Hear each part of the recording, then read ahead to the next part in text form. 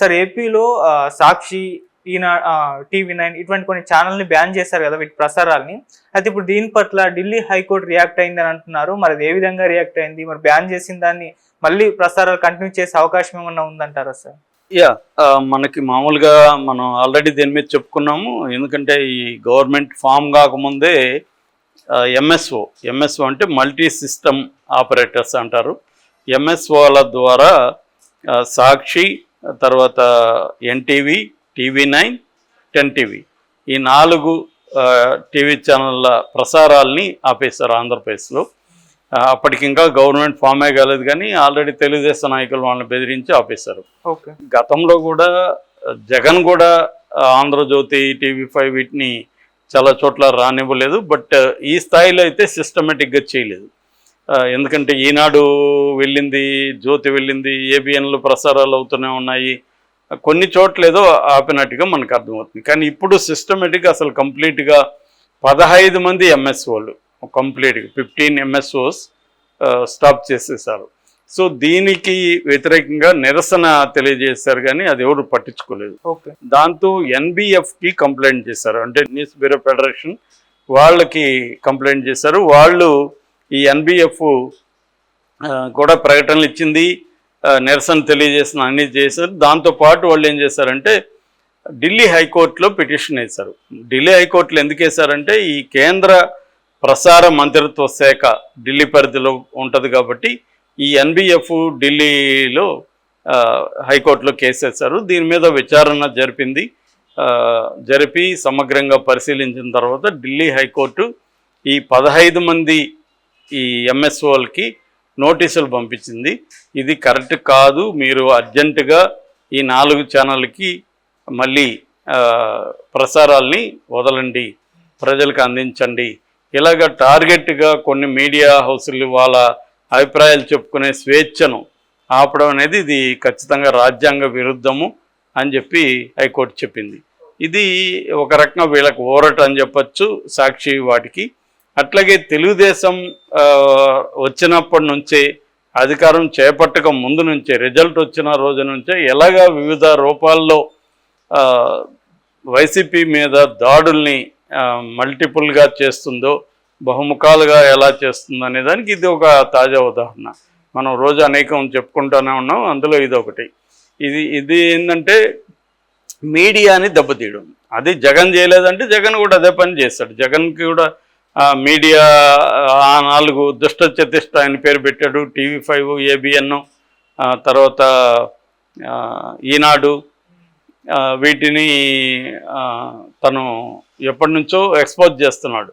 Chandrababu nothing నా ముందు, మనం మీడియాతోనే మన యుద్ధం, అసలు యుద్ధం అని చెప్పినాడు. అది వాస్తవం కూడా. ఎందుకంటే మీడియా మన ముఖ్యంగా ఆంధ్రజ్యోతి, ఈనాడు, టీవీ5, మహా టీవీ, ఏబిఎన్ వీళ్ళు అసలు చంద్రబాబు కంటే కూడా ఎక్కువగా తెలుగుదేశాన్ని ఓన్ చేసుకొని ఈ ఏబిఎన్ కావచ్చు, టీవీ5 కావచ్చు, ఈనాడు కావచ్చు, జ్యోతి కావచ్చు, వీళ్ళు చాలా స్ట్రాంగ్గా జగన్ ఓడించడానికి తీవ్రంగా కృషి చేశారు. అది అందరికి తెలుసు కూడా. వాళ్ళు ఇండిపెండెంట్ మీడియా అని పేరుకే కానీ వాళ్ళు తెలుగుదేశం మీడియా అనేది, అఫిషియల్ మీడియా కాకపోయినా అనఫిషియల్గా తెలుగుదేశం మీడియా అని. సో అది క్లియర్గా జగన్ వర్సెస్ మీడియా అన్న పోరాటమే బలంగా కనపడింది. సో అందువల్ల నేచురల్గా జగన్ కూడా తెలుగుదేశానికి సంబంధించిన మీడియాని తన వీలైన పద్ధతిలో దెబ్బకొట్టాలని ట్రై చేశాడు. అందులో భాగంగానే సాక్షికి యాడ్లు ఇవ్వాలి కాబట్టి, సాక్షికి సర్క్యులేషన్ లేదు కాబట్టి 200 ప్రతి సచివాలయాలకి కేటాయించడం, ఆ 200లో సాక్షి మాత్రమే సబ్స్క్రిప్షన్ రేటు దానికి వస్తుంది కాబట్టి దాన్ని కొనేట్టుగా చేయడం, దానివల్ల ఈనాడు సర్క్యులేషన్ తగ్గిపోవడం, ఈనాడికి యాడ్లు తగ్గిపోవడం. సో ఇవి చేయగలిగాడు. అంటే కొంతవరకు జగన్ ఏం చేయగలిగాడు, యాడ్స్ని కట్ చేయడం, జనంలో ఎక్స్పోజ్ చేయడం, ఇట్లాంటివి చేయగలిగాడు. కానీ సిస్టమేటిక్గా ప్రసారాలని ఆపలేకపోయాడు జగన్. అక్కడ రానికుండా ఏం చూసుకోలేదు. సో ఆ రకమైన జగన్ అంటే జగన్కి ఏ స్థాయి పోరాటం చేతనవుతుందో అది చేశాడు. ఇప్పుడు వీళ్ళకి ఏ స్థాయి పోరాటం చేతనవుతుందో అది చేస్తున్నాను. నేను చాలాసార్లు చెప్తున్నాను, జగన్ వర్సెస్ చంద్రబాబు కంపేర్ చేస్తే చంద్రబాబు అన్ని రకాలుగా బెటర్ ఎక్విప్డ్, తనకున్న బలాలు జగన్తో పోలిస్తే స్ట్రాంగ్. కాబట్టి చంద్రబాబు దెబ్బ చాలా స్ట్రాంగ్గా పడుతుంది జగన్ మీద, జగన్ దెబ్బ అంత స్ట్రాంగ్గా పడదు. దానికి సింపుల్ ఎగ్జాంపుల్ ఏంటంటే జగన్ అధికారంలో ఉన్నా కూడా చంద్రబాబు పని చేయనీయకుండా చేయగలిగాడు జగన్ని. అంటే విధాన నిర్ణయాలు తీసుకోనీయకుండా చేయగలిగాడు. అమరావతిని మార్చగలిగాడు, జగన్ మార్చలేకపోయాడు కదా, అనుకున్నాడు కానీ చేయలేకపోయాడు. చంద్రబాబు ఆపగలిగాడు కదా. సో అలాగా అంటే అదొక ఎగ్జాంపుల్. అలాగా అన్ని విషయాల్లో కూడా జగన్ని దెబ్బ కొట్టడం అనేది చంద్రబాబు అధికారంలో లేకపోయినా చేయగలిగాడు. అంటే అధికారంలో ఉంటే ఇంకెలా చేయగలడు అనేది చూడాలి. ఓన్లీ నీకు అన్ని రకాల శక్తులు ఉంటే నువ్వు ఎల్లప్పుడూ అధికారం చలాయిస్తావంటే చలాయించలేరు. ఎందుకంటే ఫైనల్గా ప్రజలకు నచ్చితేనే కదా ఎవరైనా అధికారంలో ఉంటారు. కాబట్టి ప్రజల్లో వ్యతిరేకత వచ్చేస్తే నీ బలాలు ఎంత ఉన్నా కూడా ప్రజల మైండ్ సెట్ని మార్చడం అనేది అంత ఈజీ కాదు. అది మోడీ విషయంలోనూ ప్రూవ్ అయింది, చంద్రబాబు విషయంలో కూడా 2019లో ప్రూవ్ అయింది. సో అందుకని 23కి పరిమితం చేశారు.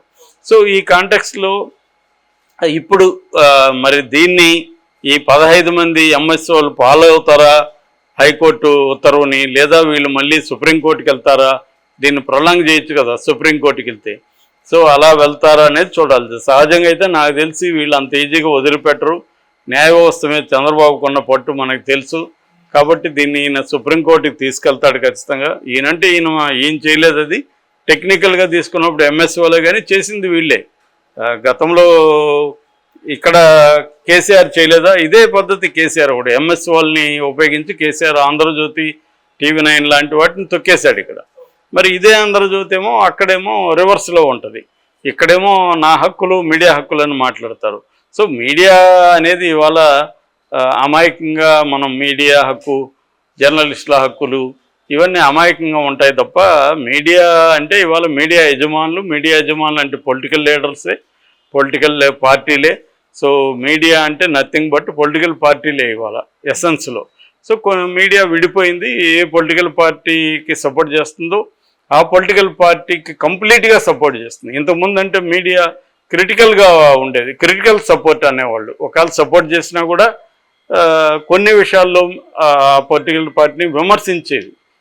ఒకప్పుడు ఈనాడు లాంటి సంస్థలు కూడా అధికారంలో వచ్చే వరకు ఒక పొలిటికల్ పార్టీని సపోర్ట్ చేసినా వచ్చినాక ప్రజా వ్యతిరేక విధానాలు ఏమన్నా ఉంటే బ్యాలెన్స్గా మాట్లాడే ఒక సంప్రదాయం ఉండేది గతంలో. ఇవాళ అది లేదు. ఇవాళ ఏంటంటే ఒక వ్యక్తిని నేను చంద్రబాబుని సపోర్ట్ చేస్తే 100% చేస్తా, 100% జగన్ వ్యతిరేకిస్తా. ఇంకా దీంట్లో మిడిల్ గ్రౌండ్ అనేది లేదు. అట్లాగే రివర్స్లో జగన్నే సపోర్ట్ చేస్తే 100% జగన్ ఏ తప్పు చేసినా కూడా నేను జగన్నే సపోర్ట్ చేస్తా, చంద్రబాబుని దారుణంగా వ్యతిరేకిస్తా. అంతేగాని క్రిటికల్ సపోర్టు, ఒకవేళ నువ్వు చంద్రబాబుని సపోర్ట్ చేయి కానీ క్రిటికల్గా ప్రజా వ్యతిరేక విధానాలు ఏమన్నా చంద్రబాబు చేస్తుంటే ఆయన విమర్శించడం, ఎత్తి చూపించడం ఇది లేదనమాట. సో అందువల్ల ఇవాళ మిడిల్ గ్రౌండ్లో ఉండి పనిచేయడం అనేది జర్నలిస్టులకైనా, మేధావులకైనా, ప్రజాసంవాదులకైనా, పౌర సంఘాలకైనా చాలా చాలా డిఫికల్ట్. ఏదన్నా ఒక దాని వైపు ఉంటే నీకు ఇబ్బంది తక్కువ. ముఖ్యంగా అధికార పక్షంలో ఎవరు ఉంటే వాళ్ళతో ఉంటే నీకు ఏ బెడదా లేదు. ఎందుకంటే నీకు ప్రతిపక్షం అంత స్ట్రాంగ్ కాదు కాబట్టి నేనేం చేయలేదు.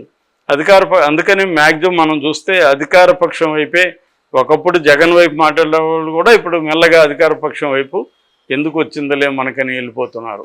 సో ఇది ప్రజాస్వామ్యంలో మీడియా అనేది 4th పిల్లర్గా అంటారు మనకి, వాచ్ డాగ్ అని.